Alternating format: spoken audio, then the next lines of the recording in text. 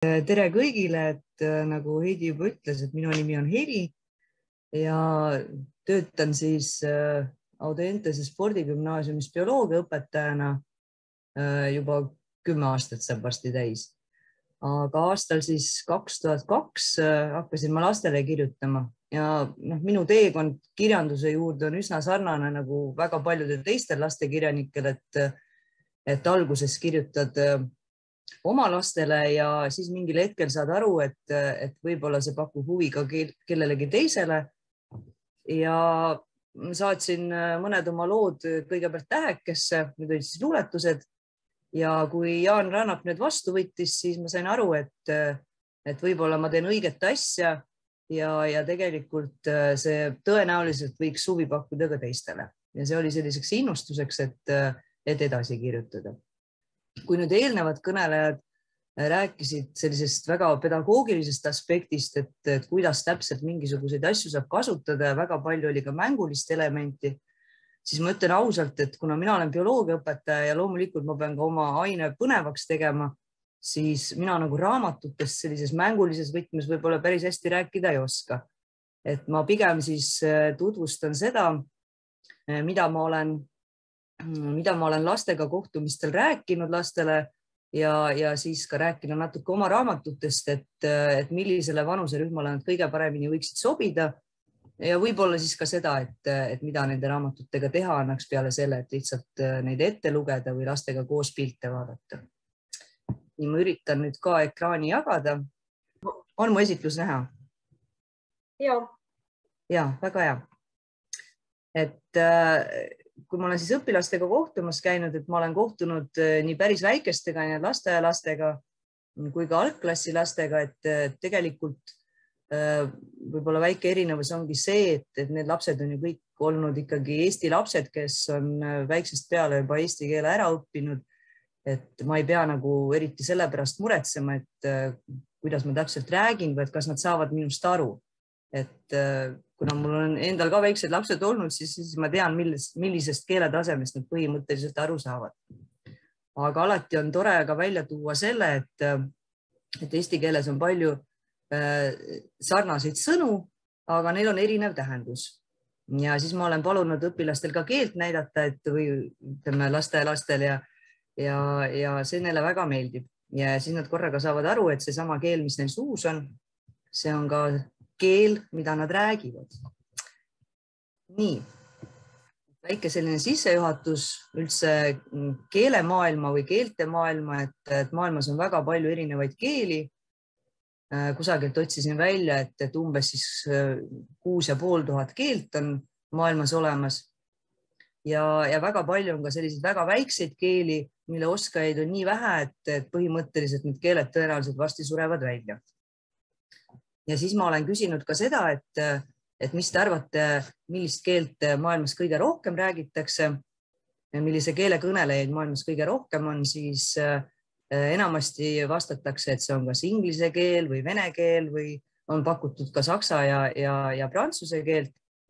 Aga harva, kui tabatakse ära, et tegelikult see kõige suurem keelekogukond asub hoopis Aasias ja see on siis loomulikult Hiinas mandariini keel.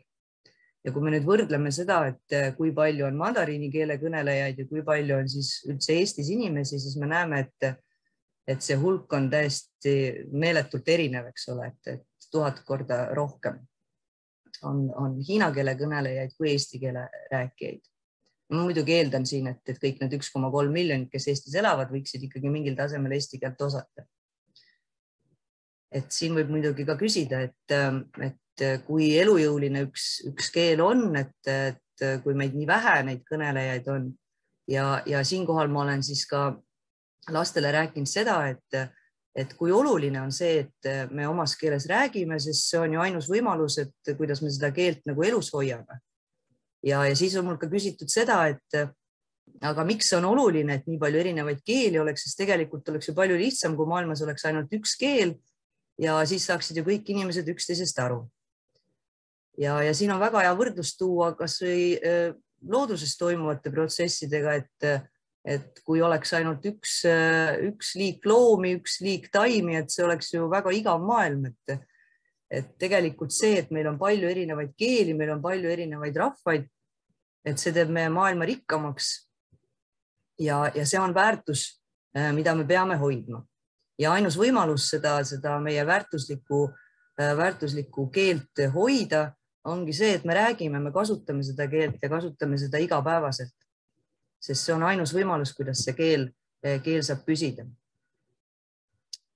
Nii, no siin on üks väike selline tabel ka infograafik, et kui palju neid erinevaid keelekõnelejaid maailmas on, et me näeme, et lisaks hiina keelele on siis hispaania keel ka väga paljudes riikides räägitav. Nüüd põhimõtteliselt see graafik võiks ära näidata ka selle, et milliseid võõrkeeli tasuks õppida, et milliste keeltega saaks siis maailmas hakkama, kui on soov ringi reisida.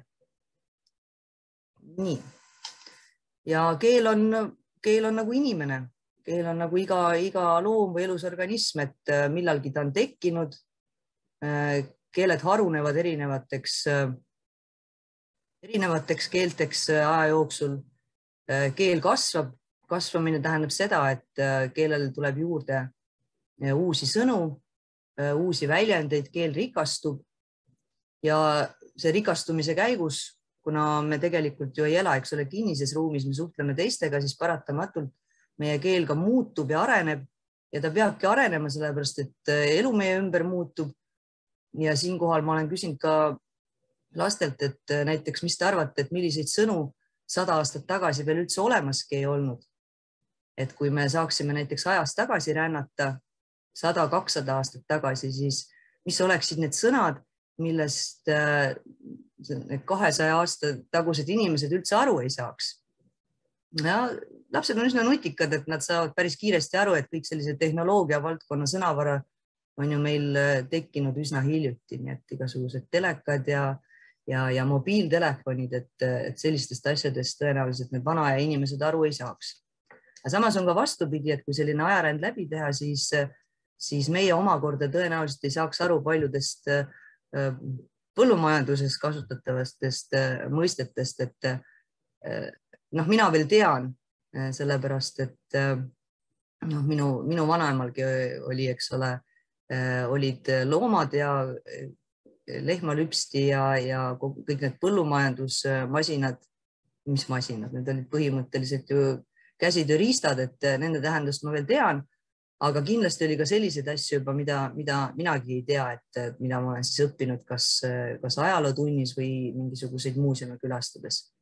Nii et see on normaalne areng, et keel muutub, mingid sõnad keelest kaovad ära, mingid sõnad tulevad juurde. Nii et tegelikult, kui me ütleme, et me oleme eesti keele kõnelejad, siis see ei tähenda, et kui sa oled ükskord mingi keele selgeks saanud, et siis sul ei ole nagu midagi juurde õppida selles keeles, et kindlasti on.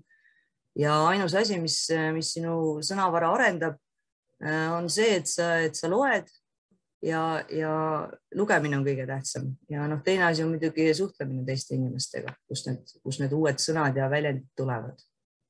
Ja kõige kurvem aspekt on siis võib-olla see, et need väiksed keeled, mille kõnelejaid on maailmas väga vähe, et need tõenäoliselt kunagi kaovad. Et ma ei tea, kui pika perspektiiviga meie keel siin veel vastu peab, aga hetkel on eesti keelel, ma ütleksin, et meil on lood päris hästi, et meie keelt saab kasutada kõikidel haridusastmetel ja ka erinevates valdkondades on päris tugev eesti keele sõnavara olemas. Kuigi teaduskeel maailmas on ikkagi inglisekeelne, siis tegelikult bioloogina ma võin kinnitada, et kõik need mõisted, mis bioloogias viimase 10 aasta jooksul on juurde tulnud, et tegelikult on neil olemas ka eestikeelsed vasted.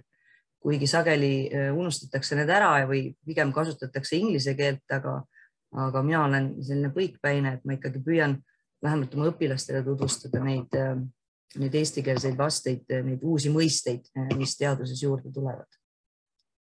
Nii, siin on üks selline tore keelepuu, kus siis saab näha, et kus meie keel siis täpsemalt asub ja milliste keeltega meie eesti keel suguluses on. Ja see on nüüd ka selline aspekt, et mida ka paljud täiskasvanud ei taju, et kuivõrd haruldane meie keel on. Et suurem osa keeli, mis me siin Euroopas räägitakse, eks ole, on ju Indoeuroopa keeled ja üllatusega avastatakse, et näiteks vene keel on samuti Indoeuroopa keel ja paikneb siis seal, nagu näete, ühe haru peal, slaavi keelte haru peal. Ja eesti keel on siis see tilluke keel, mis on hoopis uurali keelte hulgas. Nii et ka see näitab ära, et meie keel on haruldane ja nagu me kaitseme haruldasi loomaliike, me tegelikult peame hoidma ja kaitsma ka neid haruldasi keeli, sest nagu ma ütlesin, mida rohkem on meil erinevaid keeli, seda rikkamad me oleme inimkonnana. Nii, aga raamatute juurde siis. Minu esimene lasteraamat oli päris pisikestele. See oli siis Kus on mütsil olla hea.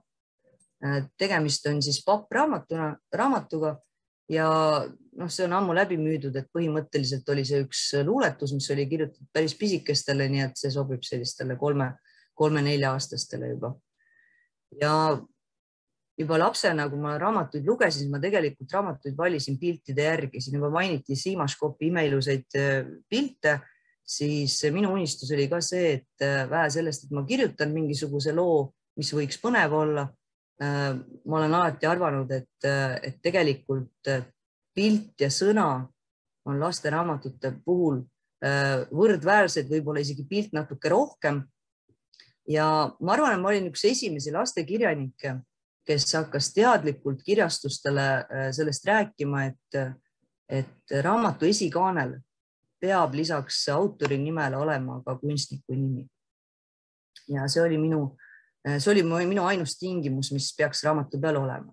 Ja kui ma nüüd vaatan seda Kuraditosinat Krati juttu, siis ma kahjuks siin kunstniku nime kaane peal ei näe ja ma olin selle pärast väga kurb, et tegelikult see Kuraditosin Krati juttu, mis on siis 13 juttu erinevatest siis Eesti pärimusel põhinevatel elukatel, et selles tegi siis imeilusad pildid Kristina Reineller ja ma arvan, et see raamat ei oleks pooltki seda väärt, mis ta on, et kui Kristina oleks sinna pildid joonistanud, et see kunstnik on väga oluline selle raamatu ilmumisel.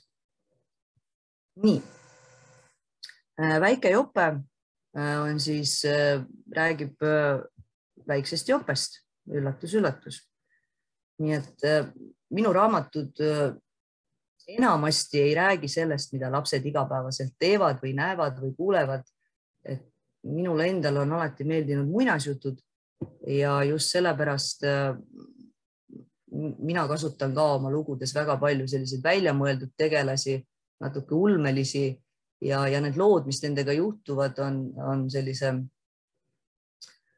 võib-olla natuke ka absurdsed, aga ainus asi, mis nagu kõikides lugudes on, vähemalt ma olen püüdnud seda teha, on see, et nad peavad olema kuidagi moodi naljakad. Nii, ja mulle tundub, et lapsed on sellest aru saanud ja neile üldiselt meeldib. Nii, siin on siis kaks kiisuraamatut. Kiisuraamatud ma võin öelda, et need on nagu minu kirjaniku karjääri nii-öelda tippteosed, et nad on kõik saanud mingisuguse tunnustuse, kas Eesti Lastekirjanduskeskuse poolt või siis on Lastekaitse Liidu poolt. Ja ma arvan jällegi, et siin on väga suur panus on just kunstnikul Katrin Ehrlich, kellega ma olen pikalt koostööd teinud. Tema imeilusad värvilised pildid, need annavad tohutult palju lugudele juurde. Ja kui nüüd rääkida vanuseastmetest, siis see kiisuraamat on väiksematele, see sobib juba alates, ütleme, 2.–3. eluaastast. Lood on seal lühemad, laused on lühemad, sõnad on lihtsamad. Siis Kiisu reisib on natuke suurematele, see sobib, ütleme, alates 5. eluaastast. Ja minu suureks üllatuseks sellest Kiisu reisib raamatust võeti 2 lugu ka näiteks 3. klassi eesti keele õpikusse, kus on siis juttu reisimisest, nii et 2 Kiisu reisilugu on siis ka kolmanda klassi õpilaste lugemislaual. Ja kuna ma ise olen ka suur reisisell ja mulle väga meeldib reisida, siis see on selline raamat, mis räägibki enamasti nendest kohtadest, kus ma olen ise käinud, aga seal on ka mitmed kohad, kuhu ma väga ise tahaksin reisida. Ja loomulikult selleks, et kirjutada mingisugusest kaugest maast, sa pead natuke uurimistööd tegema, et mis seal kohalik keel on, kuidas öeldakse kohalikus keeles seal tere ja head aega ja selliseid lihtsamaid väljendeid. Ja see, mida seal süüakse, mida tehakse, nii et ma arvan, et see raamat Kiisu reisib on hea nii keele arendamiseks kui ka kindlasti sellise silmaringi laiendamiseks ja üks põhimotiiv, mis seal on nendes lugudes, on see, et Kiisu tuleb alati koju tagasi. Et ükskõik kui lahe ja põnev seal võõral maal ka ei oleks, ta tuleb alati koju tagasi ja kodu on tal loomulikult Eestis. Nii, siin on siis luuleraamat. Võib-olla pealkirjas saab juba aru, et Kiisu aias lehti riisus, et see on siis ühe luuletuse pealkiri, mis seal sees on. Ja ma ise arvan, et see luuleraamat sobib ka pigem väiksematele, et mõned luuletused, mis seal sees on, kirjutasin ma siis, kui mul enda kõige noorem tütar oli umbes 10-kuune, et põhimõtteliselt hakkasin talle mingisuguseid asju nagu ette laulma, näiteks et ta pööraks tähelepanu lusikale, et kui ma tahan talle süüa anda, eks ole, et ta ei vahiks ringi ja siis ma lugesin talle midagi ette või ütlen nagu laulsin. Ja need luuletused põhimõtteliselt on siis siia raamatusse koondatud. Umbes 10 aastat tagasi hakkas ilmuma selline lasteajakiri nagu Mesimumm. Ja see ajakiri oli ka minu luuletuste üheks väljundiks, nii et väga palju nendest luuletustes, mis siin Kiisu raamatutes või selles luuleraamatus on ilmunud, ilmusid just nimelt selles ajakirjas. Kahjuks selle ajakirjaga juhtus nii, et paar aastat tagasi väljaandja loobus selle väljaandmisest, sest tal lihtsalt hakkas üle jõu käima majanduslikult ja kahjuks me ei saanud ka riigilt toetust, et seda ajakirja edasi välja anda. Nii, saada õps kuu peale, sellise toreda pealkirjaga raamat. Ma olen ka päris palju hurjutada saanud, et kuidas ma niimoodi ütlen, et õpilased võib-olla kipuvad niigi õpetajatele halvasti ütlema, siis minu vastus on see, et kuna ma ise olen õpetaja, siis kindlasti ei saa mul mingisugust halba tagamõtet olla, aga mingil juhul ei tohi otsustada raamatu üle ainult pealkirja järgi, et kindlasti tasub lugeda, et mida see kuu peale saatmine siis tegelikult tähendab. Raamatus on 5 erinevat lugu ja see lugu, mis siis räägib sellest kuu peale saatmisest, on mõnes mõttes selline minu tänuavaldus teadlastele. Ja kui mõelda selle peale, et kuu peale reisimine on üks väga keeruline protseduur ja need inimesed, keda sinna saata saaks, peavad olema kindlasti väga tublid, olema targad, tublid, füüsiliselt vastupidavad ja nii edasi, siis ma arvan, et meie õpetajad ongi kõike seda juba praegu ja kui kedagi kuu peale peaks saatma, siis õpetajate hulgas leiaks päris häid kandidaate. Ja Nukitsa konkurss, mis on siis konkurss, mis toimub üle aasta, mida korraldab Eesti Lastekirjanduse Keskus, kus siis valitakse parimad lasteraamatud, aga see parim otsustatakse laste hääletamise järgi. Lapsed otsustavad, millised raamatud olid siis parimad. Ja selle Nukitsa konkursil siis saada õps kuu peale sai 4. koha. Kui mõelda selle peale, et auhinnalist kohta nagu ei saanud, esimesed 3 kohta, eks ole, läksid ära, aga samas esimesed 3 olid meesterahvad ja meeskirjanikud ja mina olin siis esimene naiskirjanik, kes siis selle 4. koha sai. Nii et naiste arvestuses, naislastekirjanike arvestuses võib öelda, et ma sain esimese koha. Nii, paar aastat tagasi tegime kaupluse ketiga Maxima ühe koostööprojekti, ja see oli üks äärmiselt põnev projekt, et kui nüüd vaadata kõiki mu lasteraamatuid, siis ma arvan, et see raamat Mina hoolin Eestist on kõige rohkem selline pedagoogiline või õpetlik, seepärast et mul olid kindlad teemad ette antud, mis võiksid seal raamatus olla, aga see lugu ise tegelikult on kirjutatud ilukirjanduslikus võtmes, lihtsalt ma pidin teatud mõisted sinna teksti sisse panema. Ja see raamat sai siis kõrvale ka töövihiku ja tegelikult on tegemist siis kleepsuraamatuga, nii et teatud mõistete juurde saab siis kleepse kleepida. Aga seda raamatut kahjuks müügil enam ei ole, sellepärast et kuna see oli Maxima poeketi projekt, siis nemad müüsid seda ainult enda poodides ja vist ainult 1,5 kuud. Ja põhimõtteliselt kõik, mis nad trükkisid, kõik ka ära osteti, nii et kahjuks ei ole, mul endalgi vist on ainult üks eksemplar alles jäänud, et kõik teised olen välja jaganud. Aga tegemist on siis raamatuga, kus on peamiselt sellised keskkonnaalased teemad, prügi sorteerimine, puhas joogivesi ja nii edasi, et kõik sellised keskkonnateemad on seal sees, et väga hästi sobib just eelkõige algklassi lastele, aga tegelikult miks mitte ka lasteaiaealistele. Nii.